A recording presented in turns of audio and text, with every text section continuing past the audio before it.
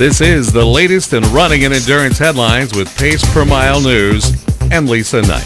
The U.S. Justice Department announced approval yesterday of an $8.4 million grant for groups helping victims and first responders involved in the bombing attack at the 2013 Boston Marathon. The money will go to the organizations working with the 264 people injured in last April's attack, as well as witnesses, emergency responders, and others affected by the blasts, which killed 3 people and marked the worst attack on U.S. soil since 9/11. Accused bomber Dzhokhar Zarnev is awaiting trial on charges that could carry the death penalty if convicted. His brother died the night that the two tried to flee Boston when Dzhokhar ran him over with a motor vehicle during a gun battle with police. The organizers of last summer's California to Boston One Run for Boston are planning another transcontinental run to raise money for the One Fund, which benefits victims of the bombings of last year's Boston Marathon. One Run for Boston 2 will end in Boston a week before this year's race. It's scheduled to start March 16th and reach Boston on April 13th. The 3,300-mile route kicks off in Santa Monica, California, and will swing through more southern parts of Arizona and New Mexico this year in an effort to avoid snow and icy conditions. Organizers are also planning for the relay to last almost a month compared to the 23 days allotted last year. The first relay raised $91,000 for the One Fund, but they're shooting for $1 million this time. Registration is on now at onerunforboston.org.